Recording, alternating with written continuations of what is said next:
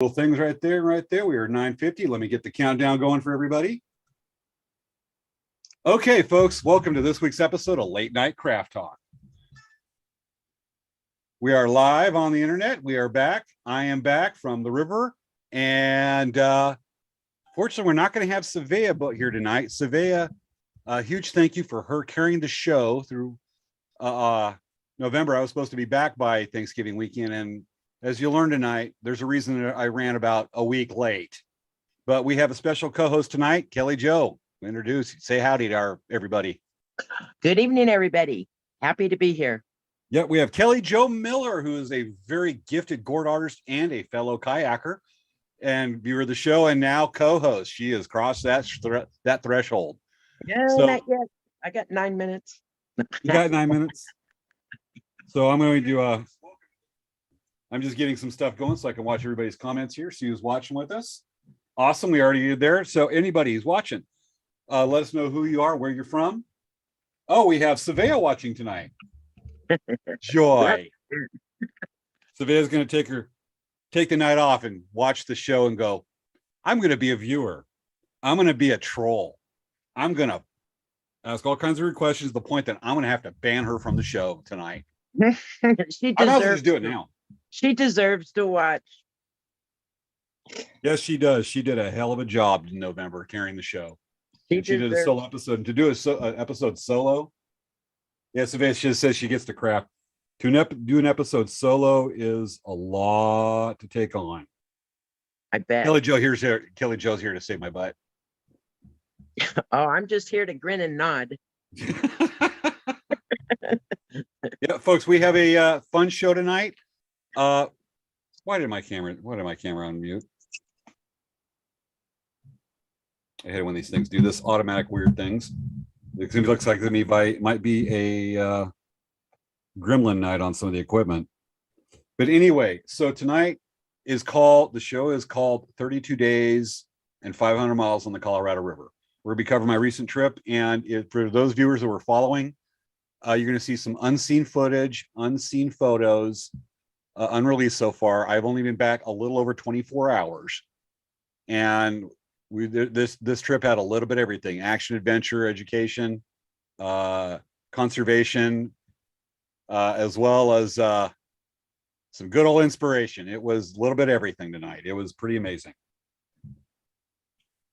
So, all right, 7 minutes and 15 seconds to go. This is a test for you, James. Ha. Probably some crazy James too. Nope. Tonight you are getting, well, no. Kelly Jo, which James should they get tonight? Oh, the animated. Animated? Yeah, that's one of my favorite Jameses. Okay. Do we want like Looney Tunes animated? Do we want like Cool World? Do we want like anime? You know, you're kind of a combination, so you're in a category by yourself. So I'm my own thing. Yeah. Oh, my Kayak second screen Man. went live and I got it. You'll be Kayak Man tonight. I'll be Kayak Man tonight. I have that video started if we want to see it. Yeah, that. Yeah, I have been at this for hours. There is so many things. And Savea says My Little Pony. Yes, Mr. Sprinkles makes an appearance. You can't do this without Mr. Sprinkles. I am Mr. Sprinkles less now because I'll explain that on the show. Mr. Sprinkles is a My Little Pony unicorn I carry in the bow of my boat because there's nothing manlier than a My Little Pony unicorn on the front of your kayak. Nothing. Especially a kayak named Slaughterpocalypse. Surprised Mr. Sprinkles makes it that far. Mr. Sprinkles is a tough sucker. Has he ever fallen in? No. Nope.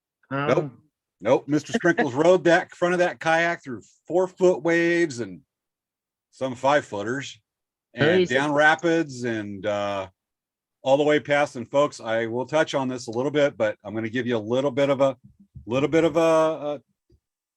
what's called a spoiler. Narcos. Okay, there we go. So we're live, folks. All right, we got some people watching. Come on, Maya, where are you at? You're the you're the president of the Friday Ninja Monster Hunter squad for the show. Where are you? Probably not on. We've only been on a few minutes to get that notice.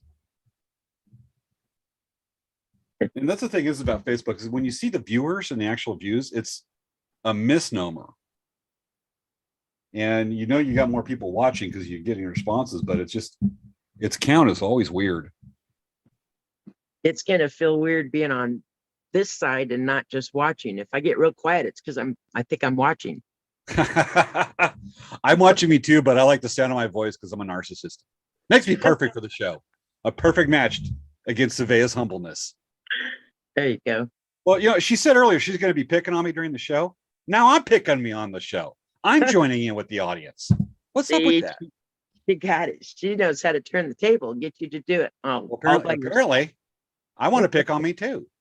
You know what? You know, you're either the leader or the follower. Tonight I'm both. Yeah. You know what they say about leadership?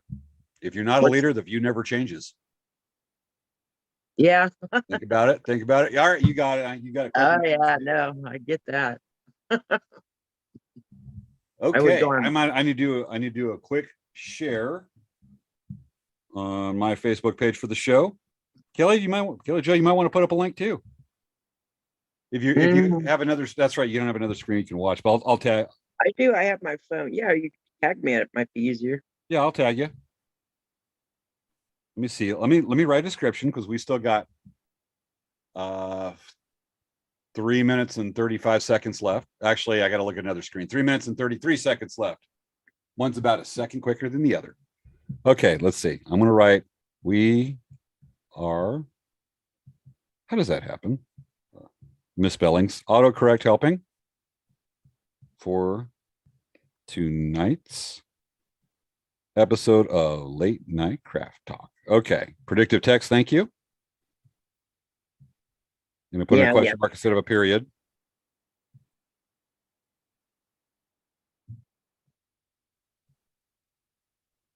And it's not giving me the option to post. Why does it do that? I'll try another one.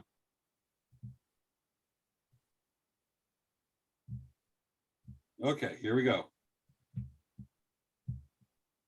Slightly different layout tonight. We are live. Not love. Dang you, autocorrect. Live for tonight's episode of Late Night Craft Talk. Okay, I shared. Share like everybody. Sharing is caring. Share it. And shared. Hello, Maya. You're on. Hoorah. Start tagging people. Say tag. You're not it, but you're awesome. Hey. Okay, we've only got just a minute and a half to count down, folks, till we start the show. You want?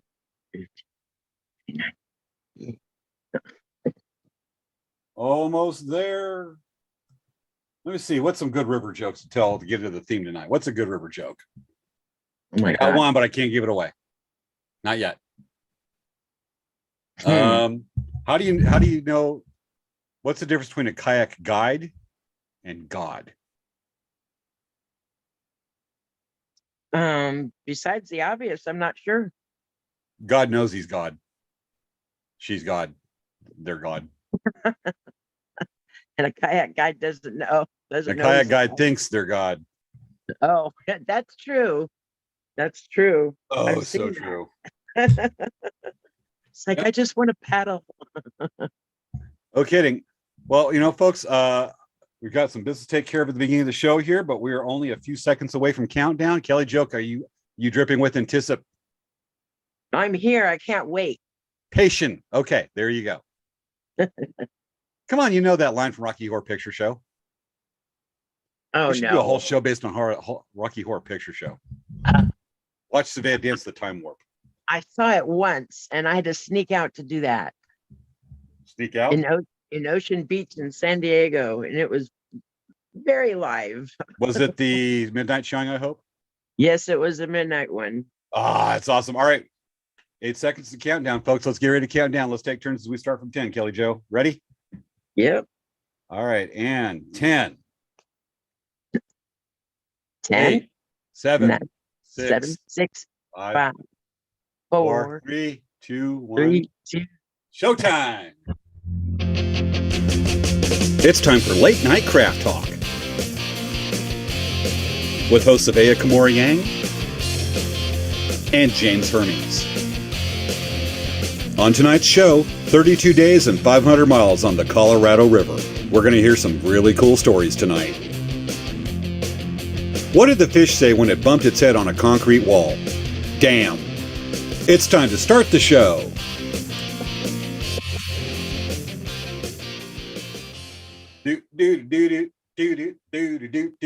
Press on mute. I don't know, like, and dancing to the show. You dancing too? I was already dancing. I just stopped to hit the button. Well, there's a little bit of those neon lights right there in the background. I think you're already in a club. Oh, yeah. Are you clubbing while during the show? My own club. I've made this corner club. That's what I'm going to call it, the corner club. The corner club. That actually sounds like a legit name. Yeah, easy. It's the one corner I've gotten done in this toy hauler renovation. Yep. So everybody doesn't know, Kelly Joe's renovating a toy hauler and partying it out, obviously, right there. So party Kelly Joe's. The nice corner right here. Got it. You've been doing a heck of a job refinishing that. So everybody, quick reintroduction right now. This is Kelly Jo Miller. She's going to be a special co-host tonight because Savea's definitely more than done her part. She asked for the night off, and I said, "I got it. You carried the show for so many weeks, and she deserves it. Absolutely." Give him a hard time. I've been looking forward to this part. Getting him up from right there, and from the let's see, the comments. And we already have a comment here from somebody called Savea that'll probably have to be banned from the show tonight. Because James has a creepy glasses to be a Transylvanian and can do the time warp, FYI. What's creepy glasses? I don't know, because they're not in reach. Otherwise, I grab one and put it on. All right. So with that, folks, we're back, and let's go ahead and finish some business right quick. I do have a couple announcements for our Dancing Bear Indian Trader. They will be giving away a free Corgi puppy and Chihuahua puppies with the purchase of every strand of 20 or more beads. Nice. I'm going to wait about 10 seconds here when Savea hears that and watch her freak out and message me. A corgi and what else? A corgi Chihuahuas? And baby corgis and baby chihuahuas. And Savea has not commented yet. She's probably freaking out. And you might have a chance to win a new car from Dancing Bear. Just go in the shop and say, "Where's Savea's my friend?"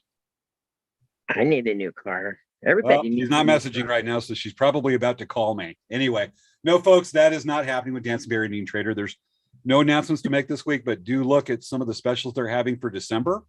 Heck of a job, heck of a selection. And if you remember the show from a few weeks ago, we do have a Shamat of Navajo Land soaps they've got installed in, and take a look. That is some neat stuff. With that, for Elk Rack Traders, we did kind of go low key on business for a few weeks because I've been out. It's lasted longer than we wanted, but we're back. We'll be back at the Palm Springs Village Fest on Thursday nights in Palm Springs, starting next week as well. We will be set up and showing my artwork at the Powwow by the Sea in Imperial Beach, right next to the pier, the weekend of December 7th. It'll be Friday and Saturday of that weekend, and Saturday and Sunday, of that weekend. And also, friend of the show, Richard DeCrane, our first guest on the show, I believe is arena director that weekend. So if you come over, you can see us both. Savea will not be there because Savea, I believe, has to give away some corgi puppies and Chihuahua puppies. And Imperial Beach is close to J Street Marina. Yes, it is. All right, Kelly Jo, little background on you. What do you want to tell us about you? Oh, I'm just a fellow kayaker enthusiast, and I love the outdoors and adventures, and I love following James on his expeditions. That. Thank you very much. One thing I did mention over in the show is that you are, and I'm going to say it, and be humble, whatever you want, a very gifted, very talented gourd artist. Oh, gourds, they're potentially unlimited. You can do just about anything. As soon as you think of something that pops in your head, or somebody needs something for a certain person and they give you a theme, It's just like a movie going through your head of all these different images that it could be, and then you just put it together, what you see. And as you know, you probably visualize everything that you make as well. Oh yeah, well, it starts that way. And sometimes I've done live videos where I'm painting feathers or something, and it goes completely different direction. But it But usually because it was supposed to. as it's You meant know, to be, because we it can was correcting you. sounds like my last 5 weeks of life. I asked Kelly Jo to send me some pictures just to show her gourd work tonight. Because I'm going to be honest, I'm going to kind of surprise you, Kelly Jo. I've been trying to get you as a guest. I'm not going to pull that on you, but I've been trying to get you as a guest on the show to show her gourd work. And I finally get a chance to show your gourd work. So don't underestimate the sneakiness, huh? so folks, I'm going to show right quick some of her work and just briefly walk us through this tonight, what we're looking at here. That's the wolf. It has 4 inlaid turquoise footprints going up it. It's literally probably about 2 feet tall. It's velcroed to a manzanita branch that the manzanita that's carved meets down at the other side. There's a natural moon above the wolf's head. And my favorite part of wood burning this wolf is the fluff in his ears and the shine on his nose, because the shine on his nose is hard to get with a wood burner. Oh yeah, that is freaking amazing. This Take a wolf look. We got a couple travels. more. What's that? That one travels with some friends of mine. They have a big tour bus motorhome. Then they commissioned me to make this one for them. And whenever I see hits on my post or my page on Facebook, I know they're on the road because they always show that off. That's awesome. All right, let's take a look right here. Another one we have. This is cool. Yeah, that's my personal, like my personal photograph or whatever, my own. That's me as a young girl. And if you notice, the horse's leg turns into a stump down at the bottom. There's 63 pieces of inlaid shell and turquoise, and then there's horsehair around the top. But no animals were harmed, I promise. We already have a comment right there from one of our viewers. That is in capital letters. That is magnificent. Oh, thanks. I was inspired by a statue I saw. Awesome. And we also have another comment from one. I can't pronounce the name very well. It's Siva. This says beautiful work. All right, next one we have Dub Bears. Oh, that's actually in my friend's bathroom. I think it should be. They wanted a little bear for their bathroom. It's really small, and I think it has a light installed, and it shines against the wall in the background. I like to sketch and then put it on there. It's fun. Gotcha. And we have another one right here. This is going to strike with chord with a lot of people right here. The sea turtle. That sea turtle was my very first gourd. Really? Yes, and the other one that's like this is on the other side, is the small turtle that's swimming towards you. This was my very first one. Probably took me longer than any other gourd because this is probably my most perfect gourd I've ever made. And it was the first one. Is that inlaid with mother abalone?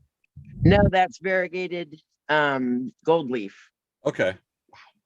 But I took it back to the Wellburn Gourd Farm in Fallbrook.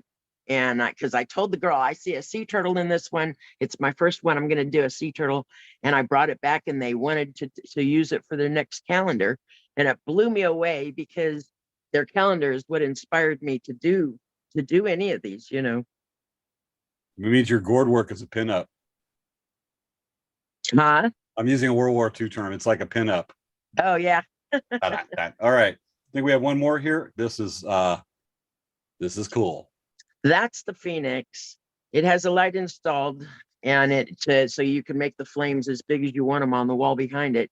It's burnt instead of painted, and the red in there is actually beads in resin, and resin doesn't like holes like that. So I had to put foil on my hand, melt wax in those holes, put the resin and the red beads in it, and then let the wax get hard. Let the wax get hard enough to do the resin part, and then later, I had to clean all that wax out after it hardened, but it took 20 days just to put those in. That's amazing. You know, if Savea owned that one, there wouldn't be the light wouldn't be on. Yeah, when the light's not on, you can see the gold leafing Okay. of the wings. No, I'm just kind of like, because Savea said she's going to go just be pounding on me tonight. I'm trying to get ahead a little bit. All right, I will stop because I know after this, Savea will pop on going. Okay, I'll quit visualizing. All right, uno más, and I think that's the last the gourds will be showing. That's the other side of that one sea turtle. The other side. The first gourd. Yeah, this is actually the front. Gotcha. We have a comment from Wendy Hodge saying, "Oh wow, the Phoenix is gorgeous," with thank you. an exclamation point. Gotcha. Okay, so that's take care of that. Just want to show everybody.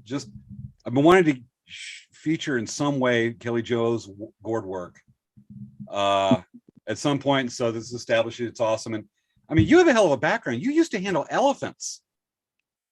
No, my friend's the elephant trainer. I did run away with the circus for 2 weeks, and I ran back.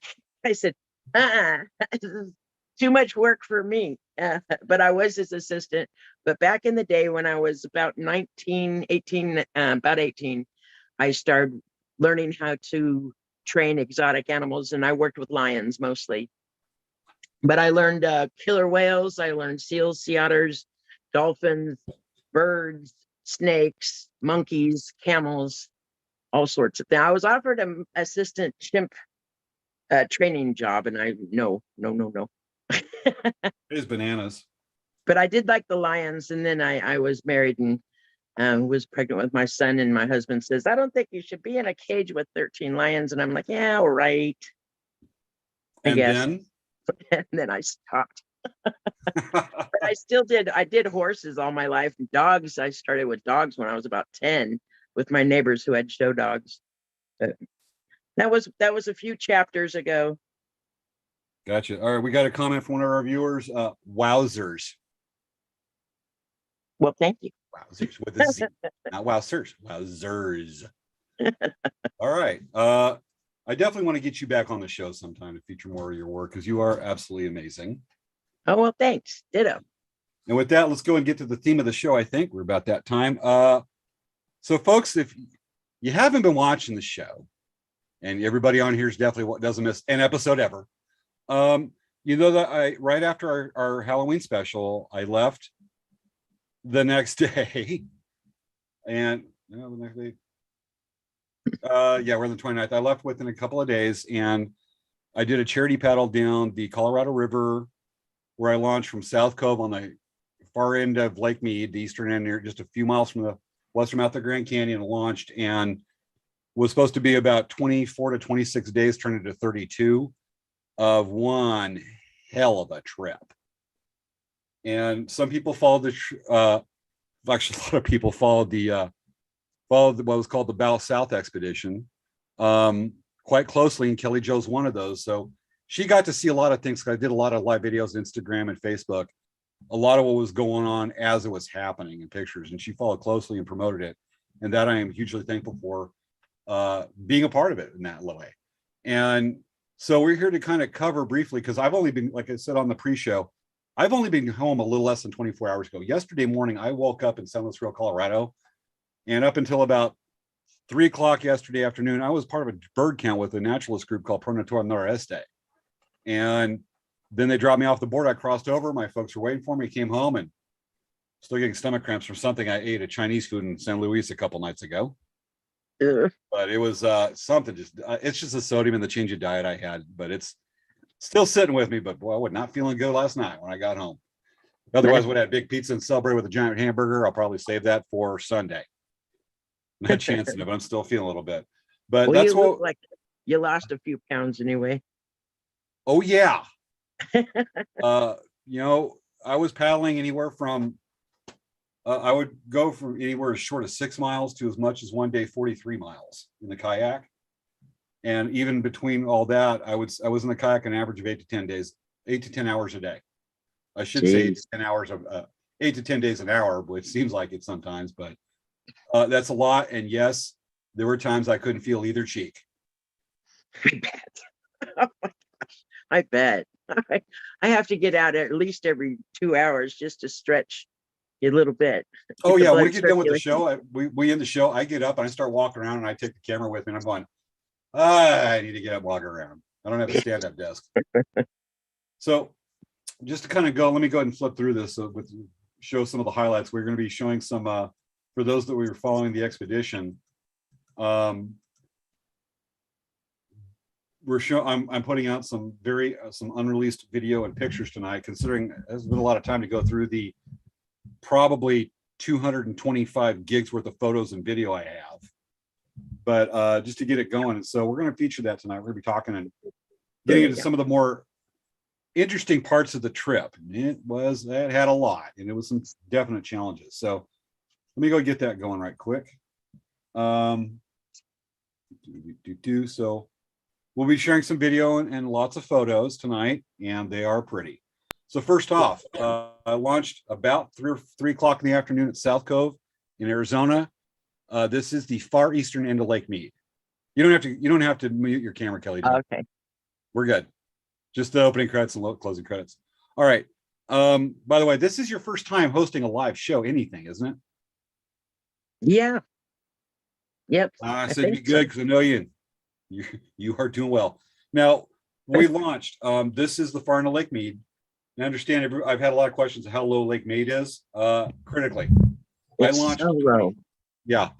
What you're looking at is where the Colorado River comes into Lake Mead. That is on the right coming in, and you see that mud and whatnot. That is the Colorado River coming out of the Grand Canyon into Lake Mead. You used to not be able to see that from South Cove. You can see from the top of the boat launch. And I launched 22 feet lower than I did 2 years ago. That's to the just point scary. beyond the boat launch where it reaches. And this used to be a mile up river. Now it's there.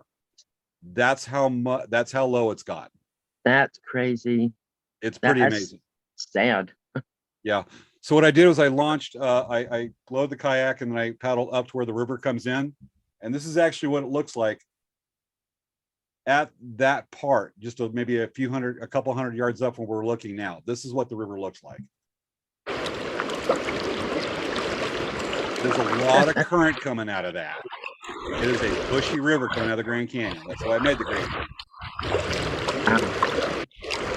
You've actually got some fun. It's a challenge. It's going up. I bet that looks like fun though. Yeah, there's actually a rapid that's starting to form on the right there. You can see it. I don't know if our viewers see the left or not, but that's what it looks like. It's real pushy. I'm gonna have to come back to that. So there's a lot of silt when you go. I go up the river and then I come back and there's like an almost definite line between where Colorado River ends with the silt and the clear waters of Lake Mead. It's just like that. It's amazing, and it acts like a big estuary, but it's a river coming into a lake instead of an ocean. Huh. So pretty amazing. But it took me, let's see, hold on, my computer's wanting to give me notices since I haven't run a systems check on it or scan on it in 2 weeks or 5 weeks that it's been gone. The computer I used for the webcam is popping all kinds of warnings and delayed scans. I thought I'd carry it over. So, right during the show. Lake Mead is about to go from one end to all the way to Hoover Dam is about 54 miles. I had absolutely beautiful weather on Lake Mead. It was amazing. And, one point I covered almost just under 45 miles in 2 days. I had such beautiful weather. I just said, it's beautiful weather, I'm making miles. And I actually came in a couple days early making Hoover Dam. You were doing good time. I remember.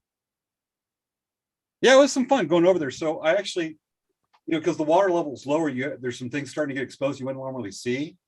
And I got to see one of the coolest things on the trip. And let me go ahead and share that right quick. People got to see a little bit of it. Is this submerged ship? It's like a dory. I was paddling along, and if you can see that pipe sticking out, I'm paddling along and I went, that looks like a steering wheel. That would be so spooky to me. I'd be like, oh, it's spooky cool. Spooky cool. It didn't occur to me, but I paddled over and I saw that and I went, that's a ship. It's a wood-hulled ship that's probably been there since the 40s or 50s. Gosh, can you imagine? Yeah, and the very bow's just sticking right out of the water. I had to let the Park Service know because it's probably considered a navigation hazard now it's exposed. But I mean, you can still see the rope rigging on the thing. Yeah, that's insane. I wonder how many more are down there. Who knows? But well, this one's definitely exposed.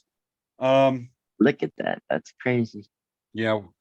Right after that happened, I want to show a video clip of just a few minutes after I left the ship. I saw my first eagle of the trip, my first one of about 8 I counted on the entire expedition. And this is probably the coolest sighting because this is a bald eagle. I'll grant you folks, this is not National Geographic footage. You can definitely tell what's going on. And this is less than 200 feet from my port, which is the left of the boat, hunting a fish and grabbing the fish. Let's take a look.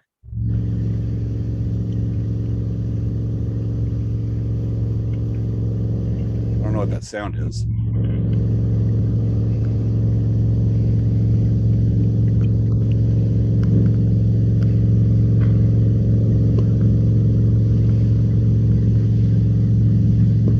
Yeah, he was showing off.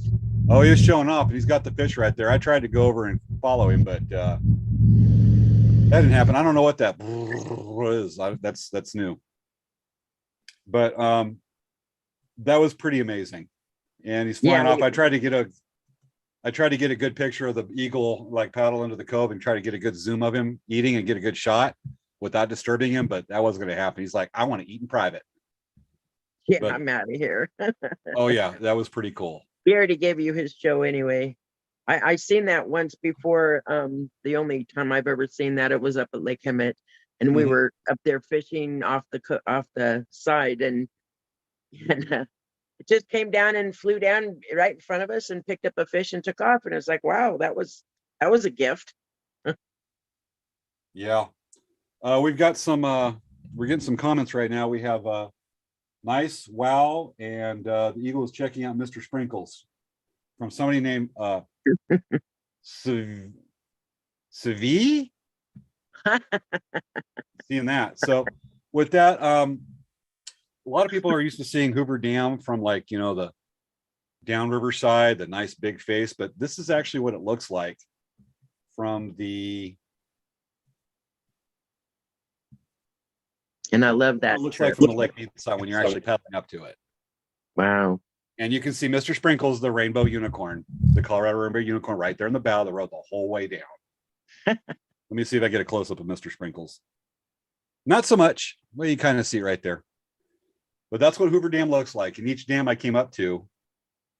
And let me do a little fix right quick, folks. Real fast. Just need to do a quick fix. Sometimes things hang with this. Okay. So you're seeing right there is each dam I went up to, if it was safe, there was one I couldn't do it because of the wind and the rolling waves. I'd go over and touch the protective gates on the upriver side and the downriver side.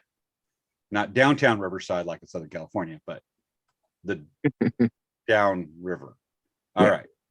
Those who live in Riverside viewers are going to be like, you paddled through our town too? All right. The other side of the dam. Yeah. With that, I launched the next day. It would have been expedition day. It would have been expedition day 6. It would have been November 6th. And this is a better view of Mr. Sprinkles. There I am, Hoover Dam in the background, the bypass bridge, and me and Mr. Sprinkles. I took him off the bow just for that one point because I was actually like on a sandbar. Took off Mr. Sprinkles, did the group photo, and then put Mr. Sprinkles back on the bow of the boat, which is the front of the boat, folks. What's neat is going down to Hoover Dam, and I know you've launched from Hoover Dam, Kelly Jo. Yes, I love it. Yeah, when you go down that old access road to launch in front of it, it's a secure area. It's got the same security level as the White House.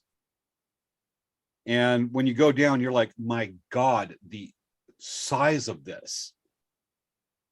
The sheer scale of the bypass bridge, because that bypass bridge is about 800 feet up. It's pretty breathtaking. Yeah, and then Hoover Dam being 750 plus feet tall, it is amazing the scale of it. But what's cool is when you get past it, you're into a very geothermic active area. Mm-hmm. I think that's the closest word I can get in English. And you have a lot of like natural hot springs and waterfalls that fall into the river at that point, and what are called rain caves. It's one of my favorite places. One of those reasons right there. Yep. Oh, the raining cave. The raining caves. I love the raining cave. I wanted them to leave me there one day. I was just leave me here. I'll be the lady in the cave.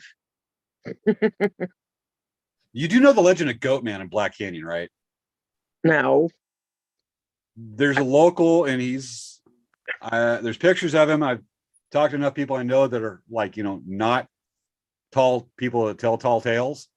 There's a guy that just has a lot of money, and hold on, I can tell when my video starts lagging that I'm about to get another warning to run a scan.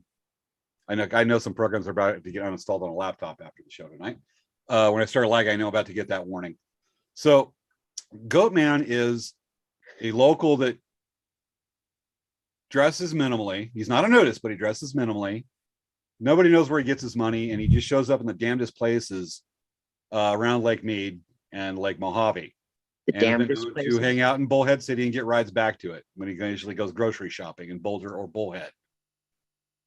And just very unusual person who hasn't been seen in a couple of years, but he was around for about 10 years until COVID. He just had the nickname Goatman. Is he the one that helps wall up the ones there behind Arizona Hot Springs Camp area? I don't know. May have met him. I know he didn't have any clothes on. I know that. But that goes for a lot of people out there in the springs. So you've seen the Bigfoot, the Sasquatch of Black Canyon, except not Harry. Yeah. Met Goatman. I guess I did. Pretty amazing. All right. He had a bottle of wine. We have a comment from somebody named Sabal. Sabal. Sounds like a Vulcan name. It's a big secret. James actually has a motor on his back of his kayak. In the case of if I have bean burritos one night, technically, yes, it's a biological engine. Okay. We've often wondered about the motor. Days I make a lot of miles, pretty amazing. All right. So I want to condense some parts of the story, but I want to show a couple of video clips that I get asked, why do you keep doing this? Because this was 7th time out of 8 years, would have been the 8th, but COVID 2020.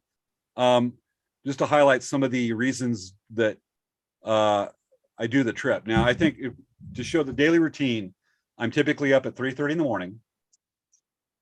I pack the kayak. I'm on the water before first light. As soon as it's kind of light enough to see, I'm making miles before the wind blows. And I'm not a morning person, but I have to on these by necessity. And it sucks. I do it. And it's day after day after day after day after day. Make as many miles as you can. And then, you hopefully make camp by sunset. Typically, I'll make camp about 3 in the afternoon. I'll have about an hour and a half before sunset. Some days it isn't until sunset or dusk. And you make dinner, you prep stuff for the next week, get your food ready for the next week, refill your canteen so you don't have to do it in the morning and take even more time up, set up your tent, go through a video, post what you can. If you have coverage, go to sleep, wake up, do it again. It sounds like a lot of time, but you don't have a lot of free time when you make sure in the kayak, you're just paddling. And yes, it can get monotonous. It can get boring. It can get frustrating. But when you see scenes, what I'm about to show you, the next couple of clips, that just keeps you going. And Lake Mojave was a bear because Lake Mojave is 64 miles. It should have taken me 3.5 to 5 days. It took me 8 days to get through. And let me show you a couple. These are clips from Lake Mojave and just those phenomenal scenes. Affirmation of why I keep paddling the river and why it's amazing. Like those gorgeous sunrises you're rewarded with for getting up so early. Yeah. You get scenes like this, reflections of the water, where you're paddling through the sky. Yes. And when you see sights like that on a calm day, or even the beauty on a rough day, it's an affirmation is basically what I call it. It's church. It is church. Yes. And when you see sunrises like this, and this is a short, just a few clips of some of the sunrises I paddled into. Copot Gorge. Wow. That's stunning. I was able to do a live video of this, but Topak Gorge is so amazing. That's for those who don't know, that's a gorge or a canyon on the Colorado River at the top of Lake Havasu, and that leads into Lake Havasu. I've yet to go through that part. I'll get you there sometime sooner than I later. know. And Look at Savea that. too. That would be great. So yeah. Wow. Picacho, below Blythe, above Yuma. Yeah, that was beautiful. That was one of the most excellent river experiences I've ever had in my life. It was amazing. This is Makes also Yeah, getting that's up early count, amazing. huh? Makes it worth it. I didn't have much of a choice at that point because for us, it was a campsite, and I'll show a little later. I had to I was gonna do a layover day on Thanksgiving there, and then I saw the weather report with the Santa Ana winds picking up, and I needed to make miles instead of do a layover day there and do my laundry and stuff like that. So Isn't this by 4S right here? the what? This scene right here, isn't that by 4S? That's about for us, for everybody who doesn't know, is the top of Picacho State Recreation Area in Southeast California. That mountain to the left look familiar. Yes, they are. That's actually a couple miles downriver from 4S. It's over by Norton's Landing. Nice. So in on top of that, this is some of the water I had to do, and this is a few clips of the water I had on Lake Mojave and some of the rollers I would have on that represent what the water I had on a couple parts of the river and pretty much a big chunk of Lake Mojave and all of Lake Mojave and a bit of Lake Havasu.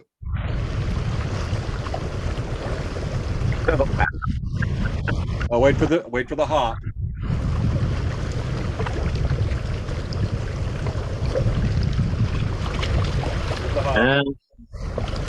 Mind you, this is not getting a perspective of the waves until you've been into it. These are 2 and 3 footers. Yeah, and you're I'm paddling fully into them. You're weighed down with all your everything. Oh yeah, 400 pounds of kayak and paddler is going to be a bit different. It's like there's no way you can lose your balance here. This is paddling the one. Unfortunately, I don't really have any video of me paddling on the rollers going with me. Wait till the next part of this clip. About to try to make Cottonwood Cove, and I see what's around that island. I decided nope. I call this the big nope. Yeah. It's when every part of your body's working. Let's listen.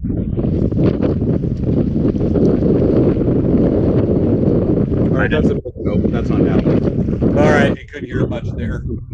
Sounds like the wind's in your face there too. It is, but the sound's not really carrying on Zoom right there. But it was in my face. I had rollers, a massive headwind the first 5 days, and the rollers got very big. And you know, when you're trying to make miles and you're going very slow because you're just having to deal with just rolling waves in a headwind the whole time.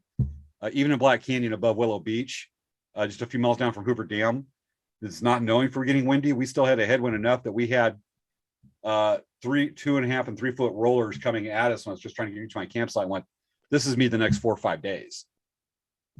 And it's in your face. That's like you can't stop paddling at all. No, No. it'll blow you backwards. You make no Yeah, headway. you stop for a second and it's 1 step forward and 2 steps back that way. It is. And what's funny is around that island, you don't really see it. And you get in good I have it in 4K, but I had to download it for 720, download the resolution to be able to stream on the net. But what you don't see around that island is I'm paddling up to it and I'm going, okay, I can make Cottonwood Cove because I want to make Cottonwood Cove. I need to restock on food since I'm going to be on Lake Mojave. Potentially at that point, I thought as much as 5 days, but it turned out to be 3 or 4, whatever. But it was a while. I had to buy more food and play the inflated marina prices of Cottonwood Cove, which is this little cove that's the only anything between largely what's called Willow Beach, a few miles south of Hoover Dam, and Davis Dam near Laughlin, Nevada. And I was going to make it in there, and I could just paddle the waves, make this one point, go around and get into Cottonwood Cove. It's got a protected cove. I get up to the edge of the island, and I see this tempest because of reflection waves, because it's a narrow part of Mojave, this tempest of whitewater going different directions. And I'm looking at that and I went, that's a big nope. And that's what you hear in the video, but it wasn't really carrying on there.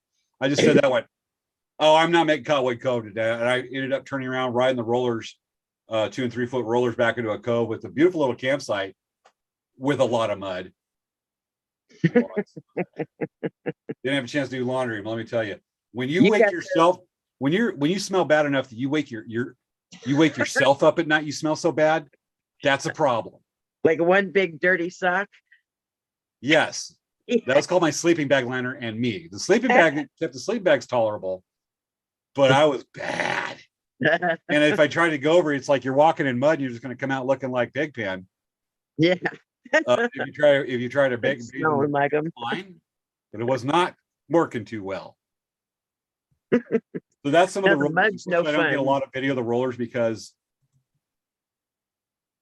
I don't want to risk the GoPro. I've already lost a couple on the river, Yeah, I don't blame you. and it happened again. I So with call that, mud like that. I call mud like that shoe suckers. oh yeah, I call it gumbo mud. That's why I had to get those. You guys, I had to get those boundary boots, those NRS. Man, I love those things. Yeah, for those folks that don't know, boundary boots are knee-high neoprene boots that keep the mud off you and keep the grip. I had those too, but still, it's hard to take a bath in the neoprene mud, and let's just say it was not worth it. I'll go with the BO. I'll get in the kayak and I'll just dump water on my head and do whatever. So when I finally reached Davis Dam on day 5, I was actually in a cove, and actually in a cove stuck. I thought I was gonna be stuck there for 3 days because I did. By the time I got past Cottonwood Cove, I started getting rollers with me, and the wind actually blew harder out of the north. And I was only doing like 6-mile days. I'd wake up, be on the water at sunrise when the wind's kind of calm. I'd make like 3 or 4 miles until the wind picked up and it wasn't safe to be on the lake. And then about sunset, I'd have the boat loaded, and at sunset, when the wind started becoming manageable, I'd make another couple miles, and that was the routine for a few days. Until finally I was in this cove, and the waves were coming this way. I thought I was gonna be stuck there for a couple of days with the weather report. And I'm reading and I look up, it's towards sunset, and I went, it's not whitecapping. The rollers are there, but when the whitecaps happen, that's a sign that the water's unstable. And that's what, for folks that don't know. And the whitecaps are starting, though. I'm looking at the rollers, they're big, but they're even. And I went, go time. So it went out of this cove with the rollers coming to the side. So I'm kind of going this way, hiding them, doing them, staying away from the chop because it's a deep cove, made the turn, rolled those rollers. And I was at that point 6 miles from Davis Dam, rolled those rollers all the way into Davis Dam at dark. Oh man, I have a live video of it too. That's right after you did Kayak Man video. Yeah, I killed Kayak. I'll show Kayak Man tonight. Yeah, I think it was right after that, because I noticed during that movie, I was thinking, oh, that water looks like it's calmed down a little bit. And then right that was after the protected cove I was in. It's what beyond that water, about 150, 200 feet. All right, that makes sense then. Gotcha. All right. So after Davis Dam, I paddled my longest day. I paddled from Laughlin, Nevada, Davis Dam, all the way down to the I-40 bridge south of Needles, California. 42, 43-mile range. That was a long day. That's a long day. Battling wind and making only a few miles to a horse race. That's a long weekend. And I did that in a day. Yeah, further. that's crazy. That's crazy. East. Yeah. East. So 43 miles. Let me see if we got any comments right quick. James had rollers. That is weird. Ha ha. Savea, I'm going to say this. Savea says she's going to pick on me. Savea, this is your attempt at making fun of me when we say the rollers. Crash and burned. All right. So those of you, Lake Mead tries to make up for Lake Mojave. Yes, the weather was beautiful in Lake Mead, not a Mojave, but Mojave and I have a history. So I rode into, I camped underneath I-40 bridge, and then the next morning went through Topot Gorge, and this is some pictures from Topot Gorge. Topot Gorge, for those of you who don't know, is amazing. It's unfortunately also powerboat central because you got a lot of powerboats that are running between Havasu City and Laughlin, and they go zipping through there at 100 miles an hour, especially during the season, which is pretty much March, spring break through October. But I went through there in November, and not a lot of power boats. It was a weekday, and I went through at sunrise. And all I can describe it as church. It is, for those aware of it, it is the Sistine Chapel. And it's amazing. And here's a couple photos of it. Those are the kind of moments we seek as kayakers. This is the affirmation. This is why I do it. It's just, times like this, and I'll be releasing video of it, but I never noticed an arch there before too, so that's pretty cool.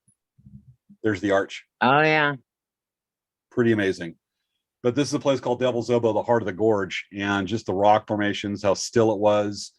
Is the I got, arch the elbow? huh? Is the arch isn't the elbow, is it?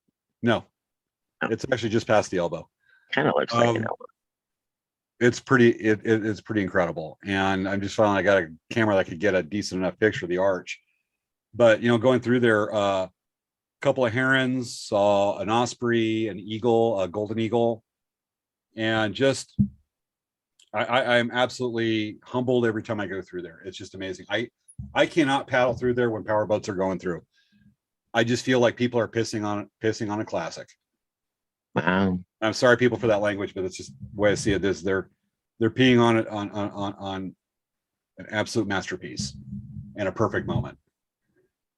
But with that, when you go in there, what's amazing is that when you go into you got the beauty of Topog Gorge, and then you go into Lake Havasu and power boats and noise and people, and you're like, and after you haven't been around people very much for a week or two, it's a bit of a culture shock. One extreme to the other.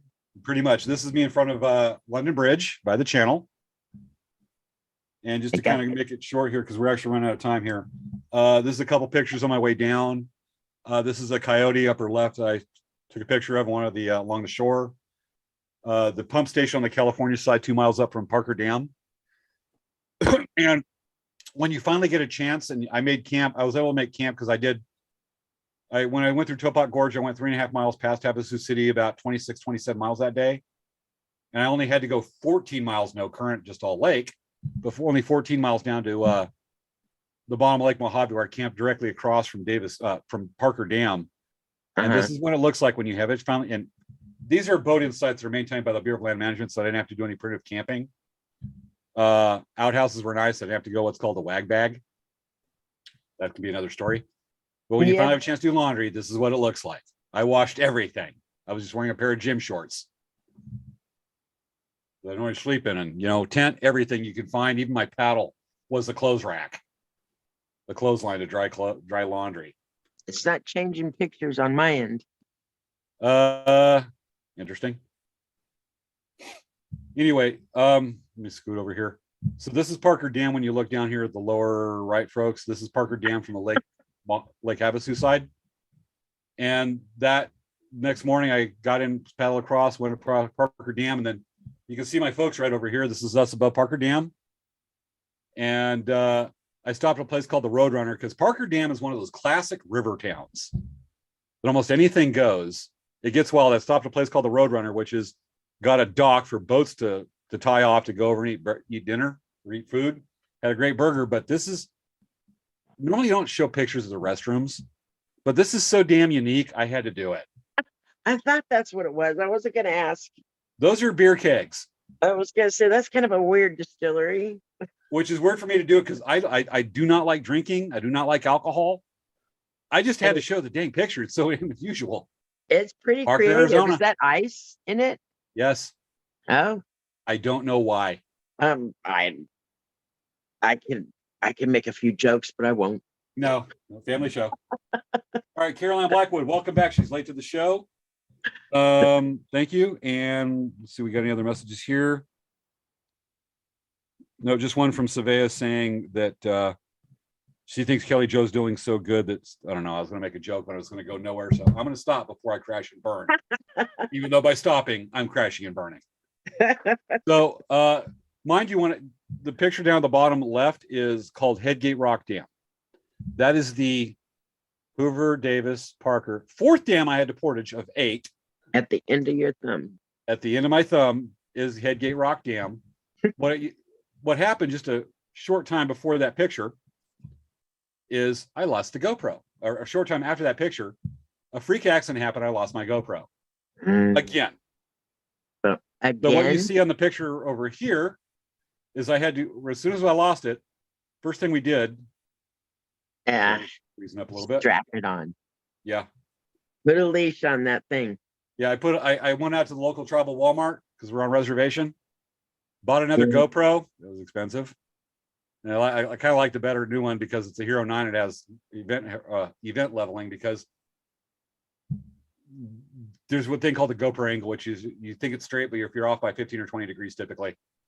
So I put a strap on that damn thing, and every time I wore it, I put the GoPro on. That strap was hooked to the life vest. Yes. I do that with my hat. Yeah. It has a clip on it. Yeah. Matter of fact, let's go give a break from people look at the pictures. So the GoPro angle, you want to have it. I have it on my hat, and occasionally it goes like this or this. You're always trying to fix it, but it's just different angles. And so I lose a lot of stuff when I fix the angles in post and make it straight. But that one equalizes it? That one has event leveling, and I'm like, this just saved me a lot of footage. It may be worth the money, but damn, it was expensive. Hold on, computer. Yeah, for the event that you do, you're kind of tilting often. Well, yeah, it was also when you're in the boat too, because you may have to tilt it. The boat may be moving, and so the event horizon leveling is doing that. And like with the rollers, there's what's called stabilization in the video, which means if I was actually on the rollers, you'd be seeing the boat going like this. Yeah. But on the with the image stabilization, makes it look really smooth. So it's got Helps with shock the video too. absorbers. Yeah. Little GoPro with shocks on it. Yeah. Let's go ahead and get through this, because I want to get to the end, because that's Get where the through it. picture. Oh yeah. So I'm going to kind of breeze through a few things. It's hard when you got so much that you did, it's hard to Oh, cover yeah. everything. Well, there's no way to cover everything. You can't cover 32 days in a 1 hour show. Yeah. But let's go ahead, and I want to show some of the prettier pictures, get that. And it's the end that we really want to get talking about. This is kind of a fun thing. This is Palo Verde Diversion Dam, about 50 miles down from Headgate Rock. Your nemesis. My nemesis. I call it the Cork and the Elephant's Keister. That one I have to portage myself. Nobody yes, go up Carolyn, I there? lost my GoPro, another one, but I spent $500 on a new one with batteries.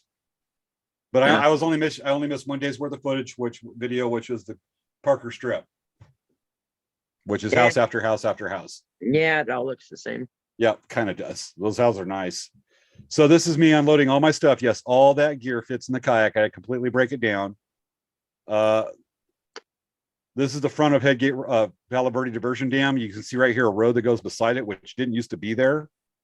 And I'm carrying some of the IKEA bags of stuff. I would take turns and just took my dear sweet time. And it was actually pretty surprisingly quick, about 2.5 hours to get everything around. And I had to hand carry the kayak. It's about a 12 to 1400 foot portage around the dam, launch in front of the dam. But while I was going down, and that will explain the picture right here.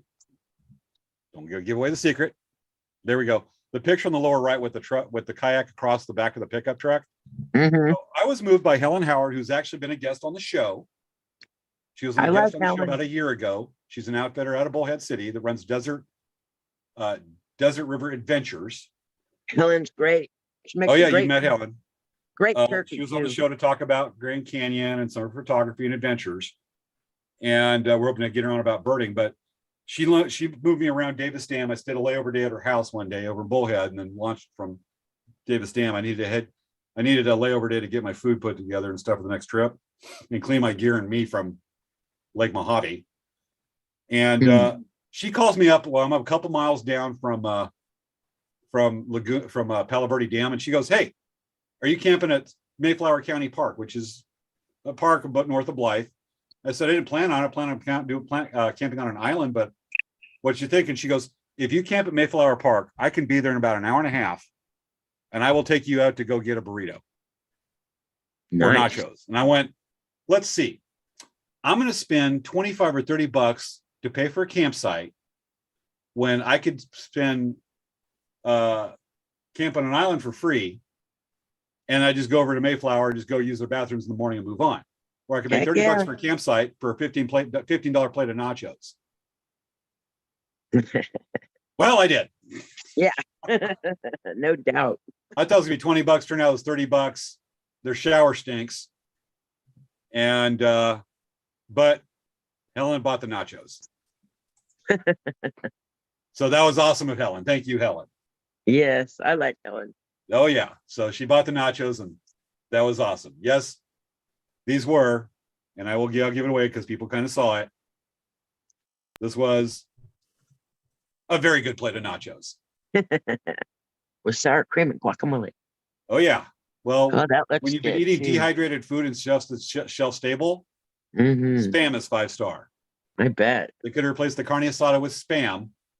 It would have gone from 5 to 3 stars, but it would still been 3 stars. Still been good, huh? Yeah.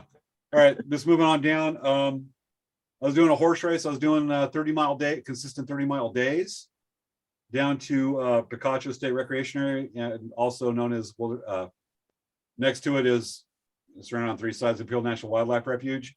An incredibly gorgeous stretch of river, and it's the longest natural stretch of Colorado River, of lower Colorado River left. And you can see where I came across a couple stand-up paddle boarders. I had a great conversation. And these are some of the pictures I had. I took paddling down to a place called Forest, which is where my boat's parked right there in the lower right-hand side. When I Yeah. was there, I thought I had the layover day. Turns out Santa Ana winds were kicking up, so I had to paddle on. Paddle on. Just do laundry. So paddling down, I did get to finally see, and I usually see them every year, and I finally saw it, white pelicans. Nice. Oh, it was pretty amazing. I'm not a birder, but pelicans on the river deep in the desert, pretty darn cool. I took at a place called Fisher's Landing, which is above Lake Martinez, and it's about 7 miles above Imperial Dam. And you see right there is when I parked, it was the day before Thanksgiving, and a group of Boy Scouts were paddling from Walters Camp, where the paddleboarders were at, 34 miles down to Fisher's Landing. They had to fight a heck of a really good headwind. I just cruised through it because I'm in a kayak. They're in canoes. If I park the kayak, I'm getting ready to unload it. They pull in about 35 minutes after me. And let's just say I thought I was being snuck up on by a bunch of canoe gang. I'm a kayaker. So they were unloading. It was a good conversations with them. But the picture you see on the lower left, that's actually right here is I ended up spending Thanksgiving at Fisher's Landing, a stayed at a friend's trailer.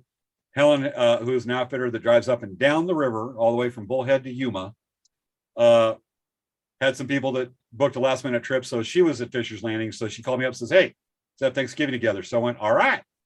So Helen and I spent Thanksgiving together, and I cooked her one of my river dinners. She made you cook. Yep. Made you cook.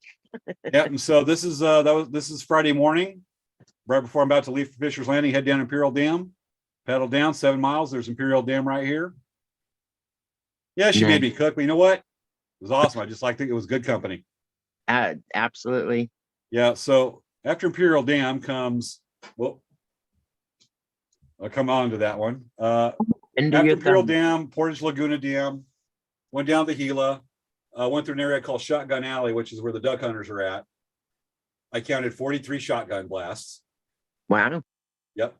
And then took the day off, spent a night in a hotel. But here's where things get really interesting. It's all been interesting, but it takes on a more different tone at this point. And let's go ahead and show that. And we're going to round up the show here. Here we go. The Facebook notes for some reason. This is where we went over to go look what's called a rock weir, which is a low overhead dam formed by rocks to artificially raise the river. This is only a couple hundred yards up where the U.S.-Mexico border comes into the river. And it is where Mexico, Arizona, and California meet. And that's the rock weir. We went out to scout it out because it's a class 3 rapid I have to run. And I was last there 2 years ago. And there's been a change. As you can see, it's called the border wall. Folks, please do not thank you, Maya. Yeah, I didn't have to spend Thanksgiving alone. I thought I was going to have to, but Helen was there, and it went from to pretty darn cool. It's pretty good time. So the border wall I saw being built up along Morelos 2 years ago. It's now past it, almost all the way up to the rock weir. The only reason it hasn't been finished and gone further up is because of a change in the administration, the change of presidents, and the stopping of the wall. I'm not going to make any political commentary. Folks watching the show, save it. This isn't the place to focus the river in the story. But you got to admit, I'm taking pictures. You can see the scale of the wall of my kayak next to the border fence. Wow. That is pretty stark contrast to two things you don't normally see taken together in a photo. And we're on the Mexican side. The wall, granted, you got the Colorado River, and then you got the wall's typically built a ways, especially when you got a natural boundary like Rio Grande or the Colorado River, is built as much as a quarter mile away inside the U.S. to allow for rivers to change course and whatnot, because they do that over time. So we're on the side that the Mexico's on of the wall, and just really interesting. But the weir is kind of like the crux of the trip. This is running All the right, weir. boys and girls, here we go, bow south to Mexico. I hope I'm picking the right line. Here we go. Oh, that's going to be a big one. All right, we did it, boys and girls. 3-foot drop. We ran the weir, and I'm all wet. All right, let's take a closer look. I think that's one of your favorite parts. I just I ran love that. running the weir. Straight ahead where the bell's at is where I ran the weir. Right there, that's the line. And it feels like my rudder didn't bust, so that's awesome. All right. Rock on, that was fun. I'm kind of wet. That is the line. Yeah, because I was going to choose that one. Would have hit those rocks, I didn't want that. All right, let's back up and move on to the Morelos. Mind you, the border fence comes in. I have live video that I did on Facebook for the Bow South Expedition page of me actually crossing into Mexico at that point. Mhm. The weir is fun. It's a 3-foot drop. There's only one line you can run. I ran it left to the right of the pour over rock, 2019, and never running that line again because I busted rudder cable and bent my rudder that year. Thank God I had a friend who does fabrication that was able to fix it instead of me buying a new one, which is about as expensive as a new GoPro. But ran it, and like I said, 3-foot drop. Image stabilization doesn't give you the idea of the thud. And my kayak in the front was buried all the way up to the cockpit. That's 7 or 8 feet of kayak on a 17-foot kayak. So that was something. Gives you a And little roller coaster ride. Yeah, this is coming into Morelos. I have a pretty somber look on my face because this is the last what's called the navigable Colorado River. Morelos, half the U.S., half the Mexico, what's left of the river, because after Imperial Dam, the river, most of it's diverted through the All-American Canal for farms and drinking water in Southern California. And all that's left is diverted to Mexicali for farms and drinking water as far as Tijuana. And that's the last of my kayak. I mean, I've been in the kayak for 3 weeks. This is the last 25, over 3 weeks. And this is my last couple minutes in the kayak, and it's just over. Yeah. And it was pretty somber to see the end of the river that you love so much and spending so much time on. I bet. Which came next is Mexico. The next day, I was taking a bus from San Luis Rio, Colorado down to El Golfo de Santa Clara, and spent the night at a hotel there, and then hiked an 18-mile round trip hike in a day. Left before sunrise to hike to the mouth of the Colorado River, what's called the Delta, the top of the bottom or top, depending on point of view of the estuary. And mind you, the Colorado River, this is the stork mouth. Anything that comes in the river channel now is just farm runoff from farms near Mexicali and around and south of San Luis Rio, Colorado. And that's the only reason there's any water coming into that part. And that is the mouth of the Colorado River. A lot of history there and a lot of amazingness. And it used to be a lush delta with a lot of plants growing. The original part of the delta, the remaining part that covered several hundred square miles, 2% remains because there's no water coming in. There's no fresh water coming in anymore. So the plants have died. It's basically just a big old, it's a large mud flat and sand now. It's a huge ecological disaster. And we need more rain. we need a lot of things changed. But you see me riding the bus, and I'm getting my very first views of the delta as I'm coming into it. And that's me standing over there. And that's the mud I was walking through. I switched from hiking boots to trail runners for hiking to my neoprene boots. Get through the mud. That's them in the mud. And that's before I got really deep into the mud. And after that, I spent 2 days with Pro Natura Noreste, which is a naturalist group that does a lot of restoration along the old river channel. They are the unsung heroes of river conservation because they got no water to work with. And they're doing what they can to show to restore the natural ecology to what they can of the Delta, the plant life, and there. And right now they have an annex there that's right next to the river channel. We weren't half a mile from the US border. And I was helping them for 2 days, participating in a bird count. And fascinating. Yeah, bird survey. It was a lot of sitting and waiting. We had to put up bird netting, but there's just some of the birds. This is them going through documenting them. And granted, only Alex or Alejandra from ProNatur speaks pretty good English. I don't speak Spanish well at all. I used a lot of Google Translate. They were laughing at me. They were joking, making fun of me a lot. I was making fun of them too, using Google, but it worked. I practiced with this. Good. But what was amazing is I did this for 2 days. I was doing this till 3 o'clock yesterday afternoon. Yeah, it's crazy. Here's the clincher people like. Here's the Cooper hawks we caught. That was one very ticked off hawk. I don't see it. You don't see the hawk? You on the bus? It's not showing. All right, let me do a quick fix. Okay, folks, this is the hawk again.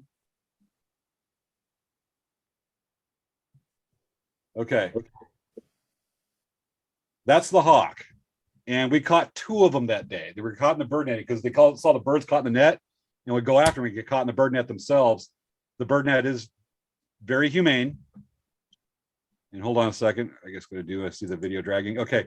It's very humane, but that hawk was quite well sized and very ticked. And there's a lot of fight in those suckers. They didn't have the gear. They didn't have the scales and whatnot to put any banding on the hawks. Only the smaller songbirds and migratory birds there. And so they just basically took some pictures, document what they could, and let it go. And they were loving the slow-mo pictures I got, the slow motion pictures. This is one of them. I like that one. That was a good one. All right. This is one of the other Cooper hawks. And I've had some people that have seen these pictures on Facebook say it looks like a red shoulder. And I went, no, these are actually Coopers. These are the experts. These people know it. They were teaching me birds. I'm not a birder, and I came away learning more stuff than I ever cared for. I would talk to them and interview them, and they'd stop mid-sentence, go, warbler, English warbler. And I'm going, all right. I mean, these guys, they do their stuff. They're amazing. Their dedication's amazing. So this is the hawk. One of the hawks we released in slow motion.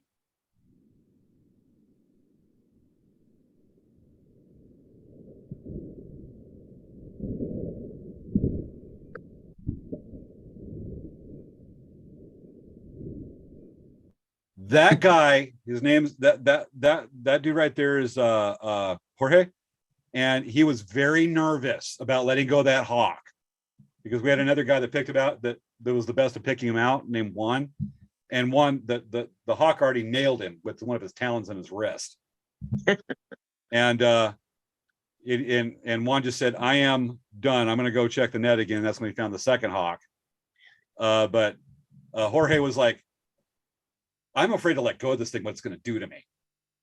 And he let it go, and it just went, and he's like, and when it happened, he goes, bueno. Yeah.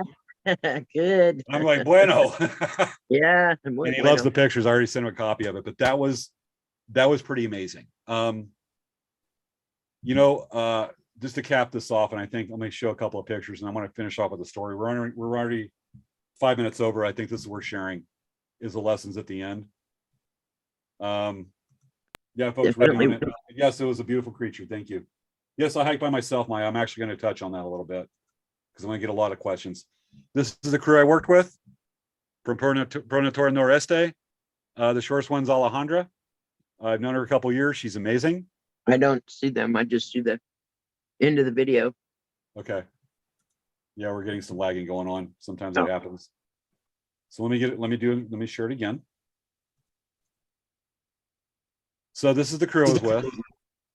We took this picture yesterday afternoon. And this is me when I came back in the US. I'm tired. I got some stomach cramps from something I ate at Chinese food in San Luis Rio, Colorado the night before that was not sitting well with me. And let me tell you, folks, I don't do well with Chinese food anyway, but I was taking a couple of the people out to dinner, like Alejandra, and I paid, and they went Chinese food. I went, okay. It did not sit Chinese. The sodium in there does not sit well with me because some of their orange chicken is just glorified chicken nuggets. Yeah, Yeah, with a and lot of sugar too. oh yeah, so it didn't sit well with me, and I'm still kind of feeling it a couple days later. But a couple things to remark is that there was a lot of facets to the river, a lot of different skill sets and different parts offer different challenges and adventures. Everything from survival, and this computer needs to be restarted. A bit of wilderness survival to teacher, the river to giver. And yes, I hike by myself. Yes, that part is in Sonora State of Mexico. Yes, the narcos are active there. They're active a lot of places, except for there's some areas that you don't find them. Yes, they were active there. They make people pay protection money, the fishermen. And the fishermen illegally fish in that area. Some are known to do this, not all, some. For a fish that's endangered, to get its liver, to send off to China to use as a delicacy. It's not really drug trafficking, but the narcos will go wherever they can make money. And yes, they're active. Yes, I'm very aware of that. And yes, precautions were made. I hike by myself, but mind you, I'm hiking in an area that is not worth fishing.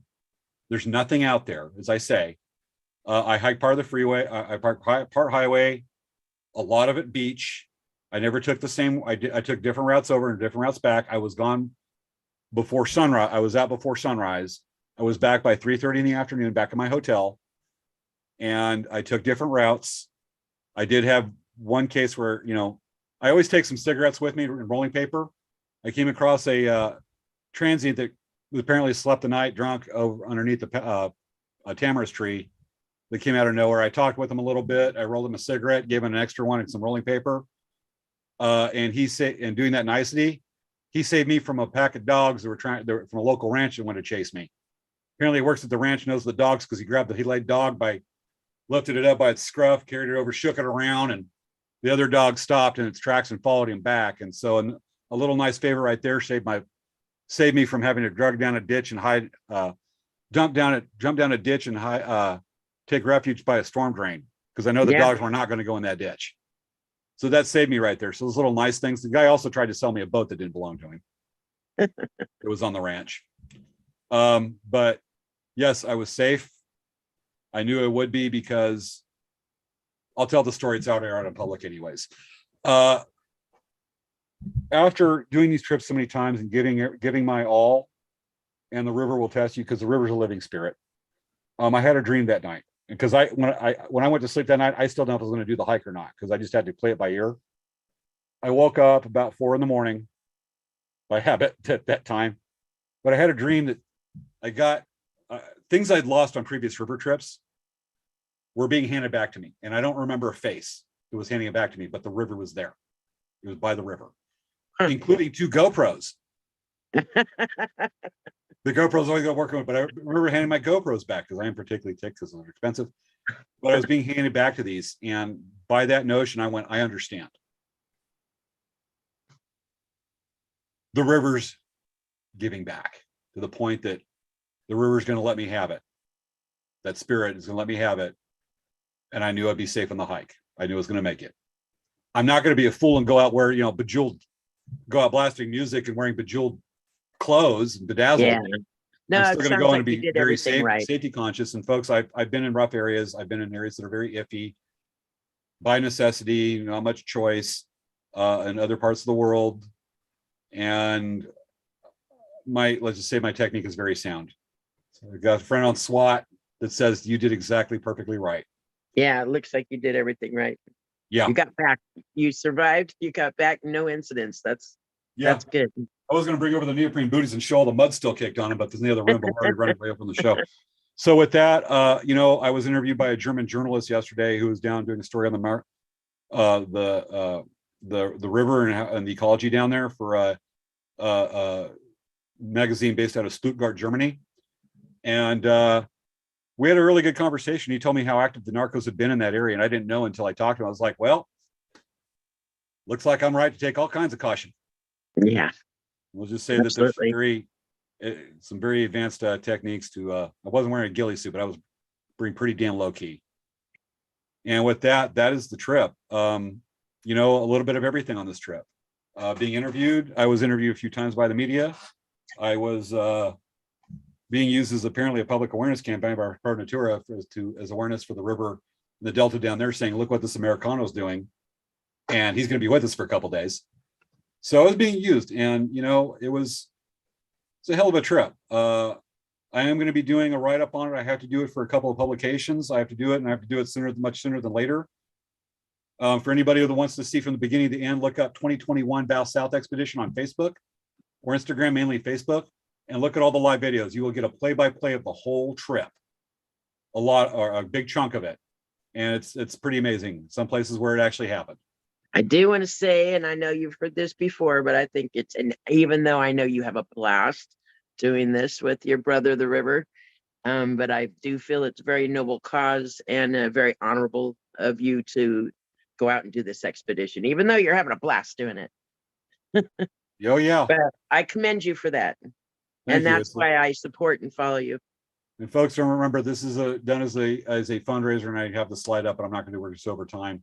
But this is a fundraiser for Break the Silence Against Domestic Violence. I'll put a link up in the description if anybody would like to follow up what we've enjoyed, to make a donation to Break the Silence Against Domestic Violence, and just to share the river. And I did a closing live yesterday at Riverside Park in Yuma before I really headed home, or on my way home. And I said that, you know, an adventurous life is not something where you go out and paddle 500 miles of river and, you know, hide from narcos. And there was a little bit of that. There's another story. Avoid things, take on, you know, deal with animals. The wildest animal I had to deal with other than humans was a skunk one night sniffing around my kayak. That got interesting. From animals to lake rising or lowering river levels to, you know, international travel to this, it's so many different facets of it. You know, you can have an adventure. You don't have to be that. You don't have to go for the extremes, but you can have an adventure. You can have an adventurous life. It depends on what you consider adventurous. You don't have to go the extremes, but you know, when you do it, don't be selfish. Make the world a better place when you do it. When you reach outside your comfort zone, make the world a better place. Make a difference. Try to live a bit of your life in service. Make things better. And if you do it and you're really in tune and really open to the experience and go with an open mind, sometimes you can make a new friend that'll become an old friend. And for me, it's Colorado River. It's a friend. Every time I go out there and then Thanksgiving, I spent some pretty lonely Thanksgivings out. What you would think by myself on Thanksgiving on the river, and I never felt alone, was my friend. And that friend's brought in so many new friends too, and new stories. So with that, that's my closing words for the show tonight. Kelly Jo, you got anything?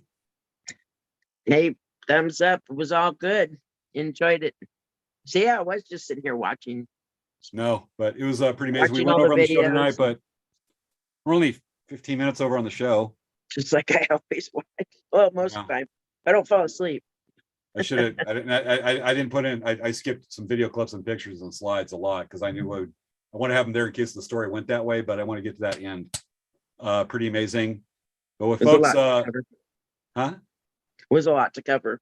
There's a lot to cover. Only 32 days, and I've got to give a couple of presentations. I only have 25 minutes to do it, so I got to stick with the mainline stuff.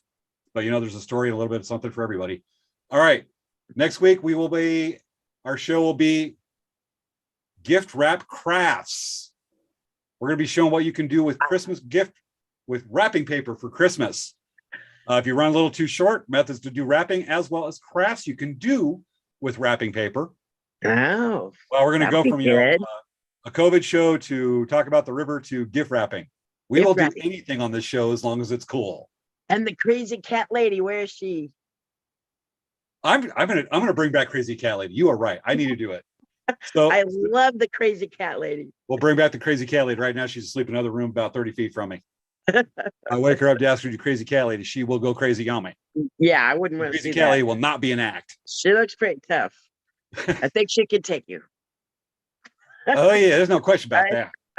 All right, let's see if we need to see any other comments. Catch up with anybody heck real quick. Yes, the hawk is cool. Thank you, everyone. Thank you, Kelly Jo Miller. You've done a great job. That is Oh. from somebody named Sv- Oh, I enjoyed it. I do enjoy watching as well. Just so you know. Yeah. And we have another one that says great things. Everything worked out. Few for the hike down to Mexico. Believe me, I know it. And Survey also says, wake her up. Yep. Wake her up, the crazy cat lady. Yeah. So with that, everybody, Survey and I will be together. We will be live next week. And we're back. Everything's back to normal. I thank everybody's patience and Survey for letting me have the opportunity to go for this trip and do it. She held the show. She did a hell of a job. Kelly Jo, I'm damn glad to have you on the show. You've done a great job tonight too. It has been fun. Well, thanks for inviting me. I had a great time. Gotcha. So you ready to dance? We do closing credits? Sure. That is the tradition. So folks, dance with us. We got all kinds of hearts all of a sudden. All right. So with that, let me get this lined up. Folks, this has been this week's episode of Late Night Craft Talk. Great to be back. Great to share some of the stories. It was a hell of a ride, I'll say you that. But we're back and we're safe. So everything's cool. We'll see you next week. And with Bye. that,